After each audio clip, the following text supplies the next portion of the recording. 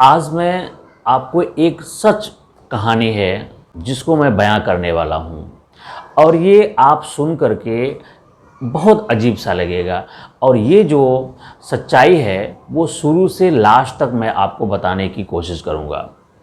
सूचना सेठ जो एक बड़े ओहदे पर है, बड़े डेजिग्नेशन पर है, और वेंकट रमन जो केरला का है, दोनों 2008 में मिलते हैं और दोनों में प्यार होता है और दोनों मिलकर डिसाइड करते हैं कि 2010 में हम शादी करेंगे और 2010 में वो शादी भी कर लेते हैं।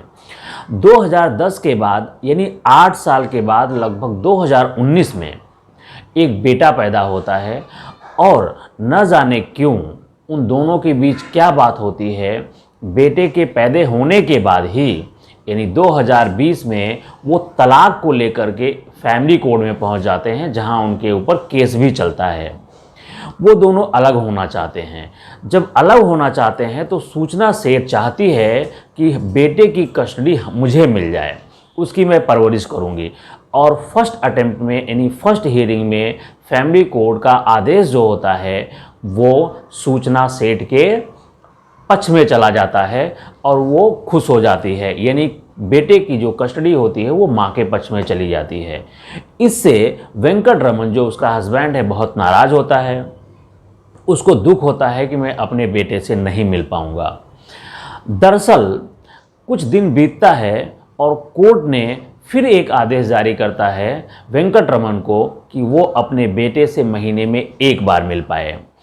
फिर वो महीने में एक बार मिलने की कोशिश करता है। हियरिंग आगे बढ़ती रहती है और वो बार बार कोशिश करता है कि मैं कम से कम बेटे को हफ्ते में एक बार देख पाऊँ। और वैसे ही होता है। कोर्ट एक बार फिर से आदेश करती है कि वेंकट रमन यानी बेटे का जो पिता है वो हफ्ते में एक दिन संडे को जाकर मिल सकता है, वो भी सूचना सेठ के घर पर। होता ऐसे ही है। यह जैसे ही आदेश आता है वैसे ही सूचना सेठ को ये नागवार गुजरता है। वो नहीं चाहती है कि उसका पति आकर के बेटे से मिले। अब वो दिन आता है यानी 31 2023, जब पूरा देश पार्टी रहा होता है। उसी समय सूचना अपने बेटे को लेकर के गोवा के एक होटल में ठहरती है। वहाँ 5 दिन समय बिताती है, घूमती है अपने बेटे के साथ और फिर 4 जनवरी को वो बेंगलुरु के लिए अपने बेटे के साथ निकल जाती है। जब 31 को वो गोवा जाती है तो उसका जो पति होता है वेंकट, वह उसको फ़ोन करता है और बेटे से मिलने की जिज्ञासा प्रस्तुत करता है, यानी वो बेटे से मिलना चाहता है। लेकिन सूचना ये बात करती है कि बेटे की तबीयत ठीक नहीं है, आप मत आइए मिलने के लिए, और वेंकट नहीं आता है। उधर वो वेंकट जो है अपने काम के सिलसिले में इंडोनेशिया चला जाता है। फिर सूचना 4 तारीख को अपने बेटों को लेकर बेंगलुरु आ जाती है। उसी के बीच दोनों के बीच में जो भी कहा सुना होती है और उसके मन में कुछ न कुछ चलने लगता है और वो डिप्रेशन की शिकार हो जाती है। 4 जनवरी को जैसे ही वो आने वाली होती है, 2 दिन के बाद यानी 6 जनवरी को उसके मन में कुछ न कुछ चल रहा होता है और 6 जनवरी को फिर से उसी होटल में आती है जिस होटल में वह रह कर के गई थी। इसलिए उसी होटल में आती है क्योंकि वो ऑलरेडी 10 जनवरी तक उस होटल को बुकिंग कर रखी थी। वो अपने बेटे के साथ आती है, रिसेप्शन पर जाती है, चेक इन करती है, बेटा भी अपना आईडी दिखाता है, दोनों उस रूम में चले जाते हैं। और रात को करीब 9:10 पे फिर एक फ़ोन आता है रिसेप्शन के पास और वो बोलती है सूचना कि मुझे बेंगलुरु जाना है और अर्जेंट काम है। तो वो बोलती है कि मैडम आपका जो बुकिंग है वो 10 तारीख है, आप पहले कैसे जा सकती हो। तब वो रिसेप्शन से बात करके बोलती है कि मुझे बहुत ज़रूरी काम है। और 7 तारीख का संडे होता है। फिर संडे को वेंकट का फ़ोन आता है और वो फिर से वही अपने बेटे के मिलने की जिद ठान लेता है। इस बार तो सूचना अपने हस्बैंड से बात भी नहीं करती और कोई भी संवाद नहीं रखना चाहती है।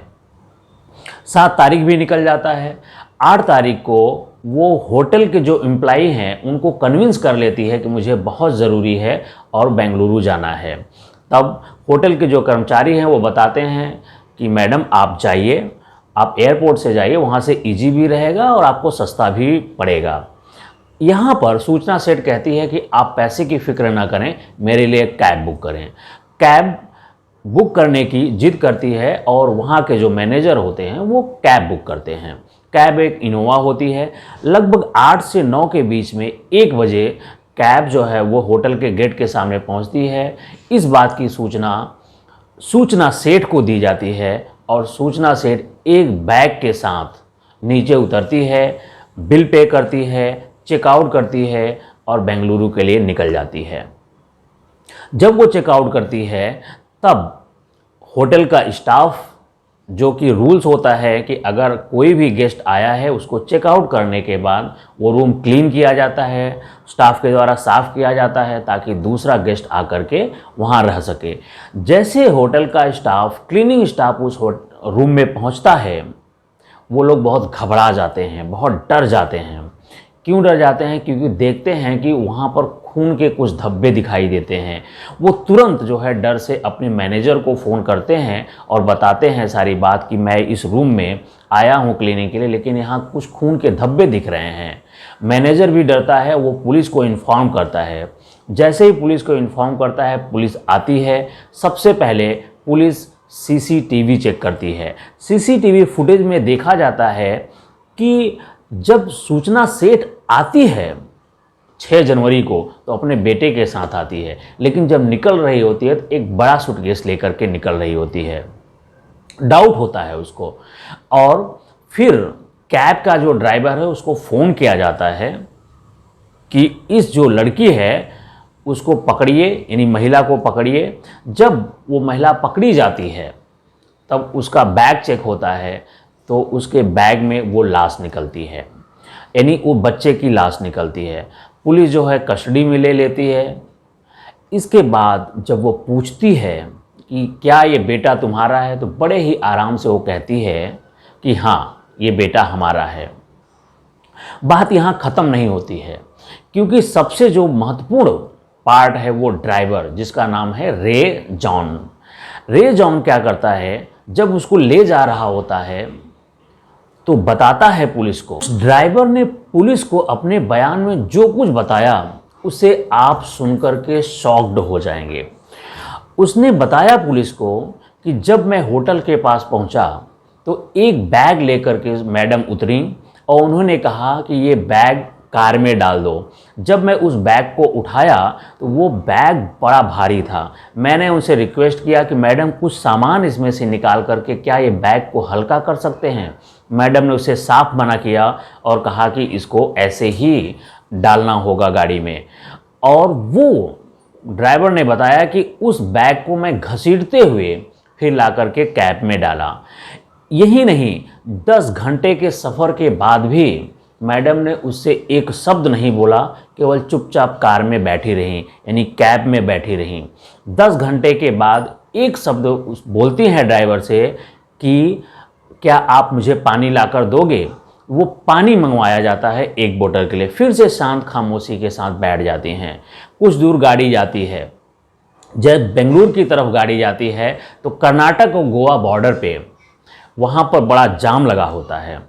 उस जाम में पुलिस ड्राइवर को बताती है कि ये जाम खुलने में करीब 4 घंटे लगेंगे, क्योंकि मैं थक चुका था। ड्राइवर कह रहा है मैं थक चुका था और मैंने झूठ बोला कि मैडम यहाँ पर 6 घंटे लगने वाले हैं, क्या हम वापस एयरपोर्ट की तरफ चल सकते हैं।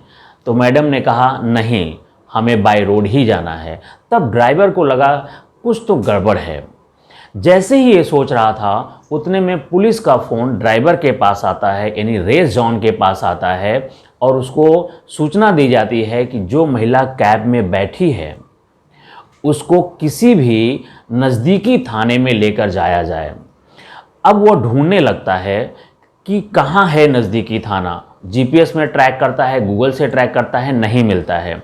फिर वो टाइम पास करने के लिए एक रोड के किनारे रेस्टोरेंट पे गाड़ी लगाता है, जहां उसे पता चलता है कि यहाँ से 5 किलोमीटर की दूरी पर एक पुलिस थाना है।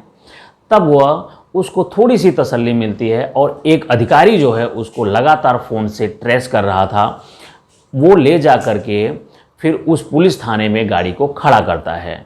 खड़ी करने के बाद मैडम उसी तरह से बैठी रहती हैं शांत। 15 मिनट बाद एक बड़ा ऑफिसर आता है, पुलिस अधिकारी आता है और उस बैग को चेक करता है।